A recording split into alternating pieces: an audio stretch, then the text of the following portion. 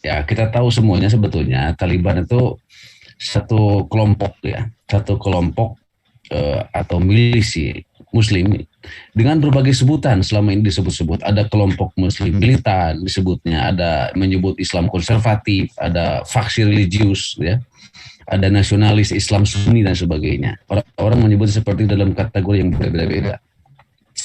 Intinya adalah kelompok Muslim, ya, eh, militan yang berkomitmen mempertahankan eksistensi masyarakat Islam dan tidak mau berada di bawah dominasi, kendali dan pengaruh asing, gitu, apalagi penjajahan. Kalau di Indonesia mungkin dulu tuh milik Masyumi gitu ya, satu kelompok ideologis gitu. Sayangnya Taliban bertahan terus menerus bubar gitu ya, karena kekalahan sejarah di Indonesia.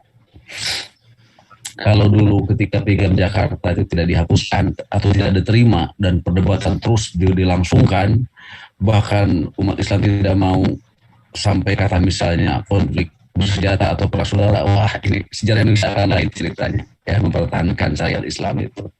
Tapi sejarah sudah terjadi dan kita seperti ini sekarang, menerima semuanya Pancasila sebagai dasar negara. Taliban juga kita tahu berasal dari kata Taliban, ya, bahasa Pasto atau Pastun, ya, atau Persia yang artinya murid. Asal nama Taliban sendiri adalah diambil dari anggota kelompoknya. Anggota kelompok Taliban mayoritas merupakan siswa-siswa madrasah, ya, yang diperuntukkan bagi pengungsi Afgan di utara Pakistan tuh, sejak tahun berapa, tahun 80-an, ya. Jadi hebat tuh gerakan siswa madrasah, ya, membebaskan negerinya dari pengaruh negara Amerika Serikat gitu. Itu pengaruh madrasah kalau memang dibina dan dikembangkan, ditanamkan ideologinya, ditanamkan kecintaannya kepada Islam dan kepada negaranya menjadi sebuah ideologi dan gerakan yang kuat.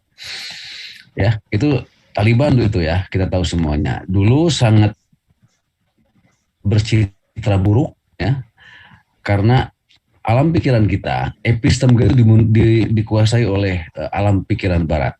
Ya, sebutan kelompok radikal, kemudian kelompok militan, kemudian kelompok-kelompok radikal yang memaksakan misalnya pelaksanaan syariat Islam, ya, dan sebagainya lah, dengan cita-cita buruk seperti itu. Nah, sekarang kita tidak tahu setelah nanti Taliban berkuasa kemudian menjalankan pemerintahannya akan seperti apa wajahnya nanti. Lalu bagaimana kiprahnya dalam politik? Ini pertanyaan yang kedua ya. Kelompok ini menguasai Afghanistan itu kan pada akhir tahun 90-an ya, dibentuknya tahun 94. Jadi bicara sejarah Taliban itu ya sejak tahun 90-an itu. Sebelumnya adalah sejarah Afghanistan yang berada di dalam penguasaan komunis, ya, Soviet. Ada partai namanya Partai Demokrasi Rakyat Afghanistan yang itu adalah partai komunis yang menguasai Afghanistan. Kemudian digulingkan, dijatuhkan oleh masyarakat. Jadi kelompok ini terdiri dari mantan, ya, para pejuang perlawanan Afghanistan yang dikenal sebagai mujahidin. Ya, mereka memerangi pasukan Soviet pada tahun 80-an. Ya. Taliban muncul kemudian sebagai reaksi atau respon atas mundurnya tentara Soviet, jatuhnya rezim komunis Afghanistan, dan kacaunya ketertiban sipil ketika menjadi rebutan politik itu. Afghanistan kemudian dipimpin oleh Partai Demokrat Rakyat Afghanistan selama 14 tahun, ya, 78 sampai 92. Gitu. Dan sebagai kelompok militan, Taliban menginginkan ketertiban sosial di provinsi-provinsi, terutama di Kandahar, di selatan Afghanistan, dengan menerapkan hukum Islam di negara itu dan ingin menghilangkan pengaruh asing. Ini di sini konflik dan masalahnya, karena negara-negara modern itu sangat tidak mungkin melepaskan diri dari pengaruh asing, gitu ya. Tapi nanti kita lihat Taliban itu atau Afghanistan itu memang sejarahnya unik, berbeda dengan yang lain. Nah, kekuatan Taliban itu membesar seiring dengan dukungan rakyat, ya, berbeda dengan partai-partai Islam di bangsa-bangsa Muslim yang lainnya, terutama dari kelompok etnis Pashtun tuh di selatan Afghanistan dan dari unsur-unsur Islam konservatif di luar negeri. Ya, jadi banyak Muslim-Muslim dari luar negeri, kelompok-kelompok komunitas termasuk bangsa Muslim sebagiannya itu memberikan bantuan dukungan psikologis. Bantuan tersebut dapat dapat membuat ya Taliban itu menjadi kuat dan akhirnya bisa merebut Kabul, ya, kota Afghanistan itu. Nah, setelah Kabul itu dikuasai, direbut tahun 96, Taliban kemudian memperlakukan aturan ketat. Ya, wanita harus mengenakan penutup kepala, pakai kerudung hingga ujung kaki, tidak diizinkan untuk belajar atau bekerja, ya, dilarang bepergi sendirian, dilarang menyetel TV, kemudian musik dan hiburan non Muslim, non Islam, ya, non Islami dan sebagainya. Semuanya dilarang dalam rangka ingin menjalankan kehidupan syariat Islam yang sebenarnya. Ya, sebetulnya eh, itu seperti anti modernitas, anti kehidupan modern, anti teknologi. Tapi nanti dalam diskusi yang lain itu sebetulnya akar-akar sekularisme, akar-akar imperialisme budaya Barat itu dari situ memang, itu dari media gitu, ya, dari media. Dan sekarang karena banyak masyarakat Muslim, bangsa Muslim sangat ya westernized, sudah sangat berlebur dengan dunia Barat, budaya Barat. Akhirnya susah untuk menghilangkan pengaruh-pengaruh seperti itu. Padahal kalau bisa itu luar biasa. Dan Afghanistan melalui Taliban itu pernah mencobanya, ya. Tentu saja dengan citra buruk penilaian negara-negara Barat. Gitu.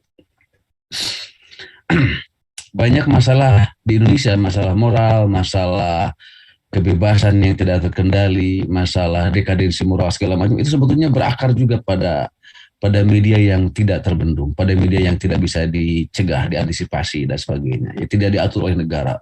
Betul-betul bebas, apalagi sekarang demokrasi liberal. Ya, semakin membebaskan masyarakat, kemudian memunculkan budaya permisif yang sangat susah untuk dihilangkan karena saya sudah menyatu dengan masyarakat. Ini Taliban sebetulnya kalau bisa dari awal begitu, ya, tapi juga dengan cantik, ya, dengan tidak menimbulkan kesan buruk, itu sebetulnya bisa menciptakan sebuah tipe masyarakat Muslim yang minimal lah dari pengaruh-pengaruh buruk Barat itu. Nah, invasi Amerika Serikat ke Afghanistan pasca pemboman World Trade Center 2001 itu menggulingkan berontak dari kekuasaan. Ya. Jadi ketika Amerika menguasai pemerintahan Taliban, pemerintahan Afghanistan, mereka diusir, diperangi, tapi kelompok Taliban ini tidak pergi, gitu. Tidak mau pergi dari negaranya. Ya, tidak melemahkan perjuangannya. Dengan dukungan rakyat yang kuat, mereka justru mampu bertahan dan melakukan negosiasi dengan Amerika Serikat beberapa kali. Kan kita tahu tuh, perang Afgan dengan Soviet beberapa kali, negosiasi dengan pemerintah Amerika beberapa kali, bahkan melalui perantaraan pemerintahan Afghanistan sendiri. Tahun 2020 kemudian Presiden Donald Trump mengumumkan rencana untuk menarik diri dari kesepakatan dengan Taliban yang membatasi tindakan militer Amerika Serikat terhadap mereka. Lalu Joe Biden kemudian mengumumkan pasukan terakhir akan pergi pada akhir Agustus ini. Ketika tenggat waktu akhir semakin dekat, Taliban justru memulai serangannya kilat, ya, menyerbu berbagai kota di Afghanistan. Sama mungkin dengan kasus Indonesia ketika Jepang dibom, ya, di Nagasaki dan Hiroshima oleh Amerika Serikat. Itu Soekarno dan para pejuang pahlawan segera memerdekakan Indonesia. Itu jadi memanfaatkan kesempatan politik untuk memerdekakan diri, begitulah. Ya, itu ada kesamaan sejarahnya di situ. Nah, Amerika makin melunak, kemudian kesepakatan berkali-kali Amerika akan menarik tentaranya dari Afghanistan. Serangan Taliban justru di berbagai kota menguat dan didukung oleh masyarakat. Nah, lalu ketika Amerika Serikat menganggap Afghanistan sudah mulai dikuasai dan dia bergeser ke Irak perhatiannya, ya, pasca pemboman itu, Taliban justru mengkonsolidasi diri, gitu, menguatkan kembali pasukannya dalam beberapa tahun terakhir, lalu mengambil banyak sekali wilayah di Afghanistan. Setelah mereka menyerbu seluruh negeri dalam beberapa terakhir, lalu pemerintah Afghanistan yang selama 20 tahun berkuasa itu kemudian runtuh. Dan kita tahu sekarang mengambil alih istana kepresidenan, ya, di Kabul yang didukung oleh Presiden boneka Amerika Serikat, yaitu Ashraf Ghani, ya, yang kemudian kabur meninggalkan Afghanistan. Jadi ini sama dengan di Iran kasus sebetulnya, ya. Jadi hengkangnya pengaruh dan dominasi Amerika Serikat di Iran, nah sekarang terjadi di Afghanistan. Ini bagi bangsa-bangsa Muslim yang berusaha melepaskan dari neokolonialisme, ya, abad 21, ini sebuah keberhasilan. Sebetulnya bisa ditiru, tapi agak susah karena sejarahnya berbeda. Ya. Itu saya kira ya apa uraian pendek lah tentang peran Taliban, ya. Jadi mereka itu melakukan banyak hal. Pertama, memang berperang secara konkret, henti-hentinya, kemudian mengkonsolidasi masyarakat, mengambil hati masyarakat, sehingga bertahan di masyarakat, sehingga pengaruh Amerika Serikat itu hanya sampai kepada wilayah pemerintahannya saja, tidak sampai ke masyarakatnya. Makanya ketika Taliban makin menguat, justru bantuan dan simpati dorongan masyarakat makin menguat. Itulah yang menyebabkan pertanyaan yang ketiga, menjawab mengapa selama 20 tahun, ya, Taliban tuh tidak bisa dikalahkan oleh Amerika Serikat. Mereka bertahan terus gitu. Pertanyaannya apa itu dipelihara? Kalau saya punya jawaban dua, ya. Pertama, secara sosiologis, kekuatan Taliban itu karena dukungan rakyat, ya, terutama dari kelompok etnis Pashtun tuh di selatan. Itu etnis terbesar di Pakistan. Kalau di kita mungkin Jawa atau Sunda, ya. Dan bantuan dari kelompok-kelompok Islam di luar negeri, ya, terutama dari Arab Saudi, ya. Juga ya sebelumnya dari Soviet itu banyak sekali bantuan-bantuan yang kemudian menjadi sia-sia, ya, buat menguasai Afghanistan itu. Nah, dukungan rakyat yang sangat kuat itu, kemudian bantuan usul-usul Islam konservatif tersebutnya di luar negeri, ada yang bersimpati kepada Taliban melalui perselundupan senjata, ekonomi, dukungan psikologis, akhirnya membuat Taliban terus menguat dan sampai akhirnya bisa merebut Kabul gitu, dan menguasai. Walaupun ada beberapa perlawanan, ya, terutama dari kelompok-kelompok etnis non Pashtun juga seperti Tajik, Uzbekistan, Hazara, ya. Kelompok ini memandang kekuatan Taliban adalah kelanjutan hegemoni Pashtun gitu. Dan pada 2001 Taliban kemudian menguasai seluruh wilayah Afghanistan kecuali sebagian kecil di bagian utara negara itu, ya. Itu secara sosiologis. Jadi kalau dipelihara, mungkin itu ketika Soviet masih menguasai Taliban, artinya ada perang dunia Barat dengan komunisme, gitu ya. Tapi ketika Soviet angkat kaki, lalu Amerika dominan di situ, yang terjadi bukan lagi pemeliharaan itu tidak ada. Yang terjadi adalah dukungan kuat masyarakat menurut saya, begitu. Yang kedua, ini penting secara agama. Ya. Jadi kuatnya perlawanan untuk tidak tunduk pada kekuatan asing yang didasari oleh ruhul jihad dengan terus memberontak dan berperang, itu yang dilakukan oleh Taliban. Beda dengan di negara-negara lain, apalagi di kita. Ya. Ya, pemimpin Taliban itu Mullah Muhammad Umar, ya, yang terkenal itu sebagai pendirinya juga. Itu walaupun diusir, ya, dari Kandahar, terus mengarahkan berontakan dari lokasi yang tidak ketahui. Ya. Gerilya, perang gerilya kayak Sudirman di Indonesia. Seperti Khomeini menggerakkan rakyat Iran di Iran saat itu. Jadi perlawanan terus diberikan, ya, dari peperangan, perebutan wilayah, konflik bersenjata, sehingga kita kenal memang Afghanistan itu wilayah yang panas. Karena itu dominasi negara-negara besar asing yang ingin menguasai Afghanistan. Ketahanan Taliban dari invasi dan ketidakmampuan pemerintah pusat Afghanistan untuk melakukan kontrol di seluruh negeri akhirnya mendorong pemerintah pusat untuk mencari rekonsiliasi. Karena Taliban terus-terusan melakukan perlawanan, gerilya, perang, menguasai wilayah, akhirnya pemerintah kedodoran. Karena kekuatannya kan hanya di struktur pemerintahannya saja, gitu. Walaupun ada ketakutan di sebagian masyarakat karena radikalismenya, ya, tapi Taliban beda dengan ISIS, ya. Dengan ISIS tidak brutal gitu. Ya, saya lihat begitu. Tidak brutal dan tidak keluar dari syariat cara-cara perjuangannya. Gitu. Kemudian ya pernah pada saat Presiden Hamid Karzai kalau nggak salah telah bertemu informal dengan pemimpin Taliban. Di beberapa kali, termasuk dengan Presiden terakhir Ashraf Ghani itu pada masa akhirnya dilakukan beberapa kali konsolidasi untuk angkat kakinya pengaruh Amerika Serikat dari Afghanistan. Jadi itu refleksi menariknya menurut saya. sulitnya sekarang negara-negara Muslim lepas dari pengaruh dominasi dan neokolonialisme negara Barat, ya karena bukannya melawan, bukannya melakukan gerakan perlawanan atau penolakan atau apalah kritis gitu ya, tapi kita malah larut gitu ya.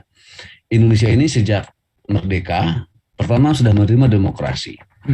Kemudian demokrasi makin menguat terus akhirnya mendominasi politik Indonesia secara ekonomi, apalagi kita bergantung pada negara-negara lain ya. Akhirnya hegemoni itu makin menguat dan kita tahu makin melemahkan kekuatan politik Islam.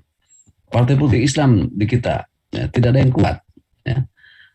Apalagi sampai angkat senjata gitu. Yang sebetulnya ada beberapa momen di Indonesia untuk bisa angkat senjata kalau ada kelompok militan yang memang ingin misalnya konsisten dengan perjuangannya, dengan pelaksanaan syariat Islamnya dan sebagainya. Tapi itu tidak terjadi.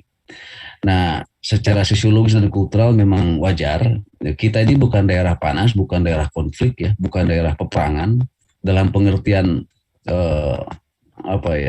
berwatak keras gitu terhadap memegang prinsip, tapi kita lebih banyak mengutamakan harmonitas ya, lebih mementingkan persatuan bangsa dan sebagainya.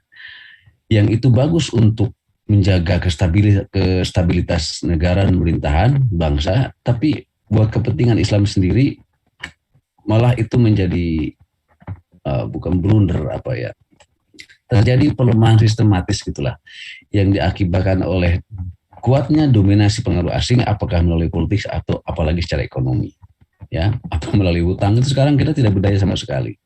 Nah, ada harapan saya sebagai Muslim Indonesia terhadap Pakistan sebagai pemerintahan Muslim baru ya. Mudah-mudahan Pakistan bisa mencontohkan kepada bangsa-bangsa negeri-negeri Muslim yang lain untuk tidak ya, atau minimal bergantung pada kekuatan ekonomi dan politik Barat. Ini bisa dilakukan karena ini masih baru gitu. Ini masih baru. Jadi di bawah rezim Taliban sekarang ini, politik Taliban apalagi dengan katanya kan konon tidak akan pro lagi terhadap gerakan terorisme, kemudian menghindari pemerintahan bergaya ISIS dan sebagainya. Dengan kata lain, tarik menarik lah antara mempertahankan ideologi Islam dengan wajah Islam yang moderat gitu. Itu yang membuat Taliban punya kesempatan untuk bisa dipercaya Amerika untuk memerdekakan dirinya melalui perlawanan tentu saja.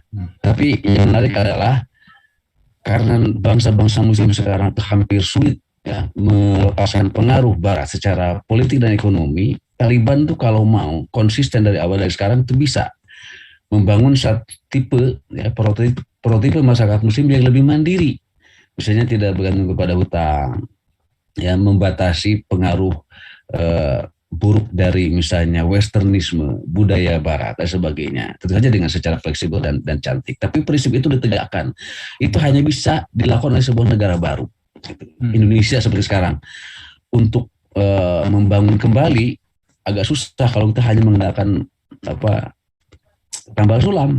Gitu. Makanya ada ide-ide revolusi, ada ide-ide install ulang dan sebagainya. Ya, kapitalisme, demokrasi sudah sangat menguasai cara berpikir termasuk masyarakat Muslim Indonesia. Akhirnya kita susah untuk menegaskan kekuatan politik Islam di sini. Gitu. Ya, kita mungkin dalam beberapa hal bisa belajar dari Taliban. Gitu.